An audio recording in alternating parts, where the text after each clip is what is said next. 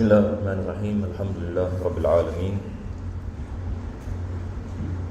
Wassalatu wassalamu ala asyrafil anbiya'i wal mursalin Sayyidina Muhammadin wa ala alihi wa sahbihi ajma'in. Alhamdulillah, para jemaah dirahmati Allah Subhanahu wa taala. Pertama dan utama sekali, kita memanjatkan kesyukuran kepada Allah dapat kita meneruskan pengajian pada malam yang bahagia ini. Maka kita mengambil kesempatan ini untuk kita berdoa kepada Allah Subhanahu wa taala, mudah-mudahan Allah menjadikan pengajian ini sebab pengampunan bagi segala dosa, dan Allah mengabulkan segala hajat dan memberikan kepada kita keselamatan daripada segala bala, daripada segala wabak, daripada segala musibah dan azab di dunia dan akhirat. Dan juga kita mendoakan bagi Ustaz Jalaluddin Hasan yang baru meninggal pada hari ini. Kita berdoa mudah-mudahan Allah mengampunkan segala dosa beliau dan menyelamatkan beliau daripada segala jenis azab, dan mudah-mudahan Allah merahmatinya dan mengumpulkannya bersama hamba-hamba Allah yang dicintai oleh Allah Subhanahu wa taala. Dan kita berdoa mudah-mudahan Allah berikan kepada kita husnul khatimah dan mengumpulkan kita bersama Nabi kita sallallahu alaihi wasallam pada hari kiamat nanti. Amin ya rabbal alamin. Jadi insya-Allah kita akan meneruskan daripada mana kita berhenti dalam kitab Da'wah Utama sebelum masuk kepada kitab Fathul Mu'in. Bismillahirrahmanirrahim. Muka surat 174.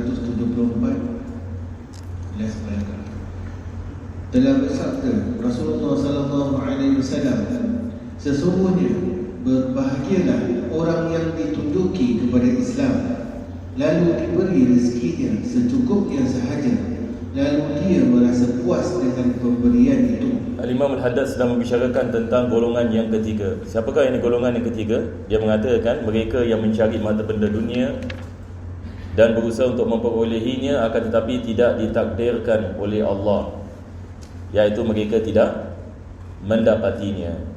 Akan tetapi mereka bersyukur atas apa yang Allah telah memberikan kepada mereka. Jadi apa yang penting adalah sebagai yang seorang hamba Allah Subhanahu wa taala, paling minimum adalah kita mensyukuri Allah Subhanahu wa taala atas nikmat yang Allah memberikan kepada kita. Dan maksud kesyukuran di sini bukan setakat kita mengatakan alhamdulillah, tetapi daripada maksud kesyukuran adalah kita menggunakan nikmat yang Allah memberikan untuk berkhidmat kepada agama Allah Subhanahu wa taala, ataupun untuk mentaati perintah Allah Subhanahu wa taala. Jadi ini adalah daripada maksud kesyukuran. Jadi kesyukuran yakni dia kembali kepada ketaatan kepada Allah dan meninggalkan apa yang dilarang oleh Allah Subhanahu wa taala. Dan Allah berjanji dalam Al-Quran seperti mana kita mengetahui, la in syakartum la azidannakum. Kalau kamu bersyukur kepada Allah, maka Allah akan menambahkan nikmatnya. Jadi seorang mukmin sentiasa memikirkan bagaimana dia nak mendekatkan diri kepada Allah dengan menggunakan segala nikmat yang Allah telah memberikan kepadanya. Maka ini adalah formula yang mana kalau dia melakukan sedemikian, maka Allah akan menambahkan nikmat ke atasnya. Di sini Al-Imam Al-Haddad menukilkan hadis Nabi SAW tentang qanaah. Kita ada sifat yang terpuji dalam Islam, dikenali ini sebagai sifat qanaah. Dan ulama kita mereka mengatakan barang siapa yang ada sifat qanaah, maka sesungguhnya dia telah diberikan kekayaan. Sebab yakni kekayaan di sini maksudnya kekayaan hati. Kekayaan hati maksudnya dia dapat walaupun sedikit tetapi dia merasa puas. Yakni dia merasa redha kepada takdir Allah Subhanahu wa taala. Maka ini adalah kekayaan yakni hati, dan ini adalah hakikat yakni apa kita mengatakan kebahagiaan. Tetapi ada orang yang misalan dia kaya sekaya-kayanya tetapi hatinya sentiasa tidak mencukupi. Hatinya sentiasa merasakan dia nak lebih lagi. Maka ini seseorang itu tidak diberikan sifat qanaah. Maka walaupun ini dia ada kekayaan tetapi tidak diberikan ini kekayaan jiwa. Maka itu sebab manusia tidak mendapatkan kebahagiaan walaupun diberikan kekayaan yang sangat luas, sebab kebahagiaan datang daripada Allah Subhanahu wa taala, bukan ini daripada harta benda. Ada orang Allah berikan harta benda tetapi tidak diberikan kebahagiaan. Ada orang diberikan kebahagiaan tetapi tidak diberikan tidak diberikan yakni harta benda, maka kebahagiaan datang daripada Allah. Sebab Allah mengatakan ala bi zikrillah tatma'innul qulub. Hanya dengan zikrullah hati akan menjadi tenang. Manusia menyangkakan hati menjadi tenang apabila kita pergi holiday, hati menjadi tenang apabila kita ada banyak duit, hati akan menjadi tenang apabila kita buat maksiat, hati akan menjadi tenang apabila pergi disko dan sebagainya. Tetapi hakikat yakni ketenangan hati dia adalah dalam mengingati Allah Subhanahu Wa Taala. Jadi Islam memberikan kepada kita obat ini.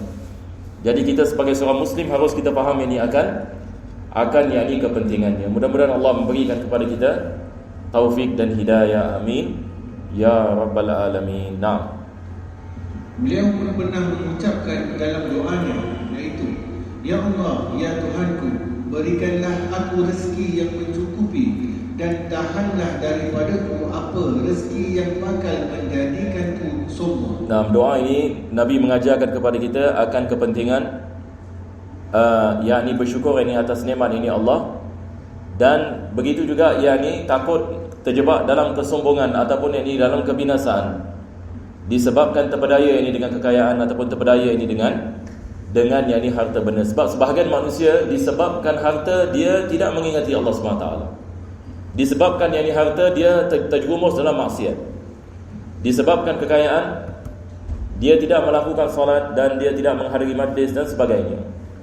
Tetapi kalau sekiranya dia diuji oleh Allah Subhanahu Wa Taala ini dengan kesusahan, maka dia akan menghadiri majlis, dia akan berdoa kepada Allah, dia akan melakukan solat.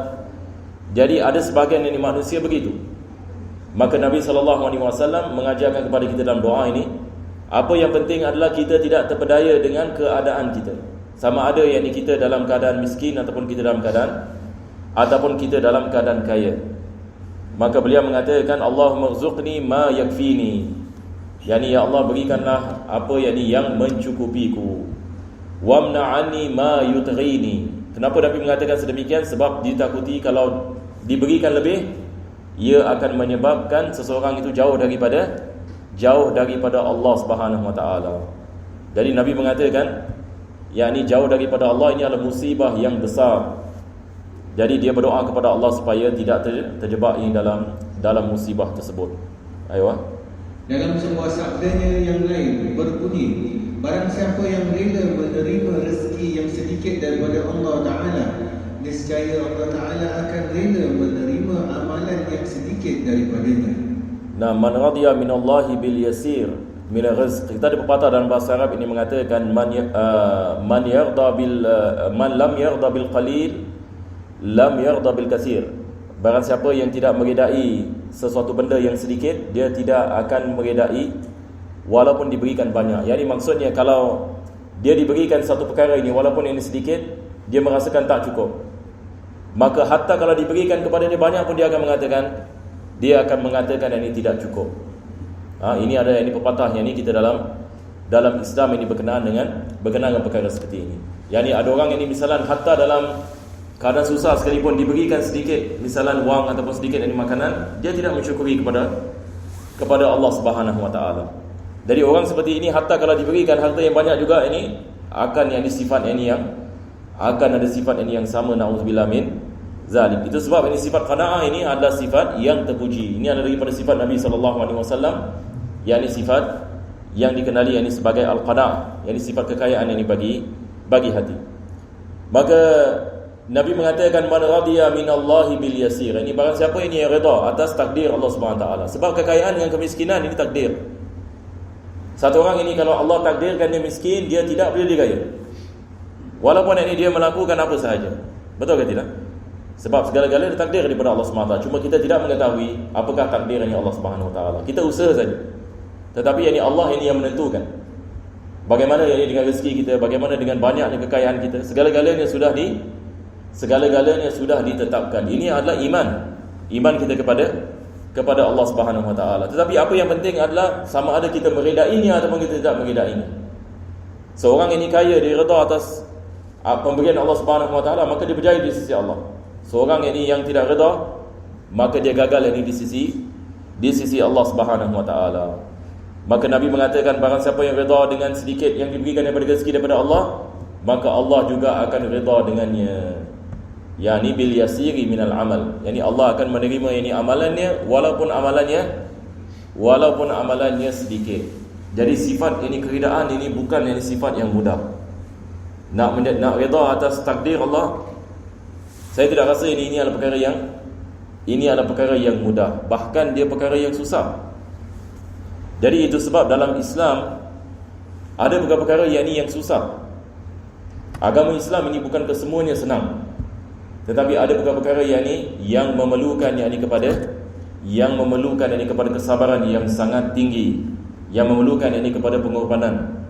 Daripada ni adalah sifat-sifat seperti ini, sifat qanaah, sifat redha atas takdir Allah Subhanahu Wa Taala, sifat keyakinan kepada Allah Subhanahu Wa Taala. Ini semua adalah daripada sifat Nabi sallallahu alaihi wasallam. Dan ini yang kita memerlukan pada tiap-tiap masa. Kita memerlukan kepada sifat-sifat yang bahagia ini, sebab dia adalah perkara yang akan memberikan kepada kita kebahagiaan di dunia dan kebahagiaan di akhirat. Mudah-mudahan Allah memudahkan kita, insya-Allah kita diberikan sifat-sifat yang terpuji, dan mudah-mudahan Allah Subhanahu Wa Taala mensucikan diri kita daripada segala sifat yang terkeji. Nah, kita baca lagi sikit. Adapun orang yang mengejar mata benda dunia, lalu dia bekerja kuat serta berusaha sekuat hati untuk memuaskan nafsu syahwatnya serta mengecap nikmat kelazatannya, maka orang ini dikira dari golongan orang yang menuntut dunia. Yang ini maksudnya orang ini dia punya fokus hanya kepada keduniaan sahaja. Dia keluar bekerja ke, dia berniaga ke, maka dia punya niatnya adalah dunia. Dia punya niat adalah bagaimana dia nak mendapatkan kenikmatan dunia, bagaimana dia nak mendapatkan wang. Tetapi yang ini dia terputus daripada mengingati Allah Subhanahu Wa Taala. Maka di sini Al-Imam Al-Haddad mengatakan ini bahaya. Jadi golongan yang pertama Imam Haddad mengatakan selamat, golongan yang kedua selamat, golongan yang ketiga selamat, golongan yang ketiga pun selamat. Kenapa? Sebab golongan yang ketiga dia bersyukur. Walaupun dia bekerja dan dia berniaga dan sebagainya, dan dia bersyukur kepada nikmat Allah Subhanahu Wa Taala, dan dia melaksanakan apa yang diperintahkan oleh Allah. Tetapi golongan yang keempat ini, yang akhir ini, adalah manusia-manusia yang terjerumus dalam keduniaan dan tidak mengingati Allah Subhanahu Wa Taala. Ini seperti mana dalam surah Al-Munafiqun Allah mengatakan, ya ayyuhalladzina amanu la tulhikum amwalukum wala auladukum an dzikrillah. Wahai mereka-mereka yang beriman, janganlah kamu menjadikan anak-anak kamu dan harta-harta kamu melalaikan kamu daripada mengingati Allah. Maka di sini kalau manusia terjerumus dalam masalah ini, ia akan membawanya kepada kebinasaan. Maka kita sebagai orang Islam, kita nak kena berjaga-jaga, sebab ini kira satu pit, ataupun kita mengatakan satu PIT, yakni orang boleh terjerumus.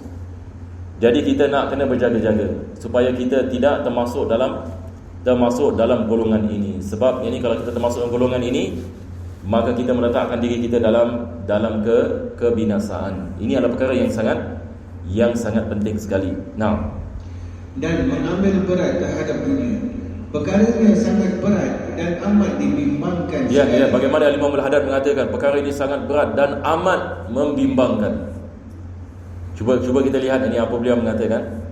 Seolah-olah beliau mengatakan ini bukan perkara yang kecil, tetapi ini adalah perkara yang sangat besar. Walaupun hari ini bila kita membicarakan masalah ini, orang tak peduli di zaman sekarang. Orang mengatakan wallahu alam, orang kita membicarakan perkara ini, ada orang tak suka, betul ke tidak? Ada orang ini dia tidak suka dan sebagainya. Tetapi kita lihat bagaimana para ulama mereka menasihatkan bahawasanya perkara ini adalah perkara yang besar. Banyak ayat Al-Quran ini yang mengingatkan kita tentang perkara ini. Dan hakikatnya kita takut, kita takut kita terjebak dalam ini masalah ini, dan kita berdoa kepada Allah agar Allah selamatkan kita daripada musibah ini. Kerana orang yang mengejar dunia seperti ini dikira dalam golongan orang yang melebihkan dunia dan menggemarkan mata benda. Sebab dia punya objektif, dia punya fokus dunia dulu. Solat nombor 2. Maksudnya agama ni, kalau ada time saya solat. Tapi walau macam mana pun saya nak mendapatkan apa yang saya nak mendapatkan. Jadi dia menjadikan maksud hidupnya dunia. Jadi agama ni sambil-sambilan. Jadi ini pun kita lihat banyak orang begitu. Banyak orang Islam dia cara dia lihat kepada agama ini sambilan saja. Tetapi dia bukan yang dimaksud dia bukan yakni maksud hidup. Itu sebab yakni kalau kita berpandangan sedemikian, maka ini memotongkan kita daripada sampai ini kepada Allah Subhanahu Wa Taala. Ayo. Sama ada kemudian dia berhasil memperolehinya maupun tidak. Nah, akhirnya ini Allah yang mentakdirkan. Satu orang ini dia meletakkan ini usaha siang dan malam, tetapi Allah Subhanahu Wa Taala mentakdirkan sekian-sekian ini rezeki yang didapatinya. Ini semua ini balik ini kepada takdir ini bagi Allah Subhanahu Wa Taala. InsyaAllah ini kita berhenti di sini sebab ini masa kita akan masuk